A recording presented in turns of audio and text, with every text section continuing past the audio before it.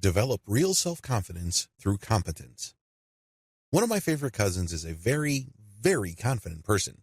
He talks a big game. He likes to brag. Sometimes he brags about stuff that most people wouldn't want to brag about, but that's my cousin. Every time I find myself in a room, he's always going to be the loudest person and you cannot miss him. You know that he's there. That's how big his presence is. The problem is my cousin is very scary. He feels that whenever he works on a project, it will eventually fail. He's so afraid of failing that he'd rather talk about success rather than work for it. This doesn't mean that I don't have a good time when I'm around him. This doesn't mean that I dislike him. In fact, it's the opposite. I have a really great time around him. I find his words inspiring. But I also know how to plug in the rest of the picture. My cousin developed his self-confidence from a high level of self-esteem. I've already mentioned why this is a problem. If you want to be successful, you need to develop real self-confidence. This can only be achieved through competence. I know it's uncomfortable. I know it's inconvenient. I know it would take quite a bit of sacrifice and time, but that's the way it is. This is the real deal. You're not faking it until you make it. You're not engaged in some sort of group hypnosis where the more you project your self-image or self-esteem to other people, the more they bounce it back to you and you wallow in this artificial world that you create. Unfortunately, such artificial worlds are like bubbles. It only takes one inconvenient challenge to blow up that bubble. You need to focus on developing the real deal. And this is real self-confidence built through competence. The benefits of the real deal. What exactly do you get developing self-confidence through competence? Well, first of all, your self-confidence will be sustainable.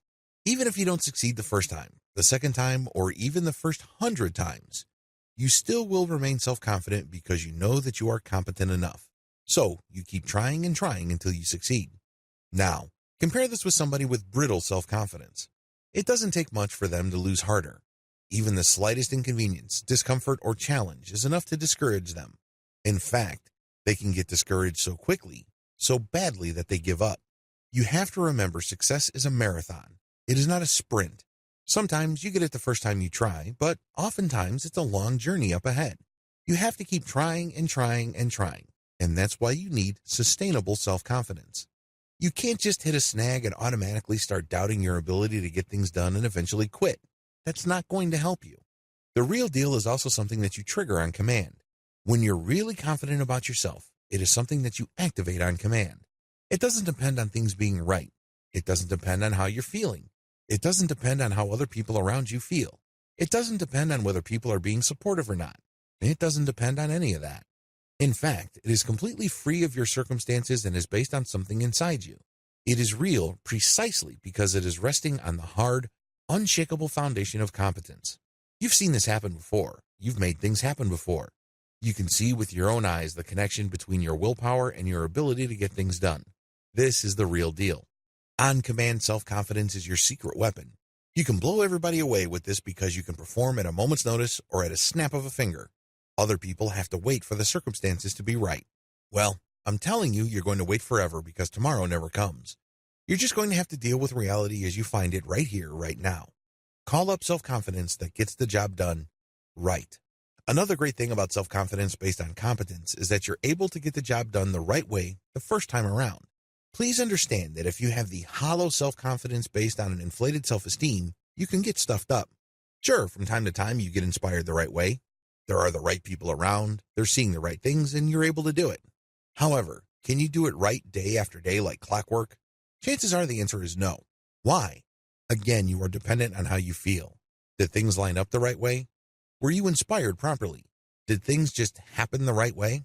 Well, there are just so many things that you're dependent on for you to get the job done right. Unfortunately, as I mentioned earlier, you're probably not going to get rewarded all that well if you're hot and cold. Let me tell you the reason McDonald's is a fast food giant. It's not because of the quality of their food, okay? Let's get that out of the way. Maybe you're a big McDonald's fan or maybe not. But most people who have eaten more than their fair share of burgers will readily admit that McDonald's burgers are not the best tasting burgers. At best, they are in the middle of the bell curve. Still, why does McDonald's make billions upon billions of dollars every single year? Here's the secret. It may not be the best burger, but regardless of which McDonald's branch you walk into, whether it's in Manila, Tokyo, Johannesburg, Paris, Los Angeles, or Rio de Janeiro, you get the exact same taste and exact same quality. That's what people are paying for and expecting when they walk into a restaurant with those golden arches. When you're competent, you perform at a certain predictable level. This ability is going to open many doors for you. Compare a person who can perform like that with a person who may produce the very best work one day and then, for the rest of the month, flat out fails. That person is probably going to either remain stuck near the bottom or needs to get into a different field quickly. If you are a writer, you can probably manage if you operate on that level. Maybe you only need to write one amazing novel and the rest would basically be mediocre and you could still do well. However, if you are in a field that requires a certain level of performance, and it may not be all that high, but you have to be consistent, then you have to be competent. This is what getting the job done right means. It's not just a question of getting the job done, but getting it done right consistently. Sadly, people with brittle or hollow self-confidence may be able to get the job done from time to time, or even get the job done excellently once in a blue moon. Unfortunately, this is not enough. The real deal about competence-based self-confidence. If you develop this type of self-confidence, you develop self-confidence that cannot be taken away from you. It cannot be derailed. It is a product of your will, not your circumstances. You become more persistent, you become more habitual, and you become more courageous. You know that you already have it in you, so it's a matter of just trying and trying and trying. Even if you are faced with really daunting challenges, you find the courage within you to try again and again and again. You know full well that this self-confidence is rooted in your personality. It is not something that flows from your circumstances. It is not something that is a product of inspiration. It's something that you can call on demand.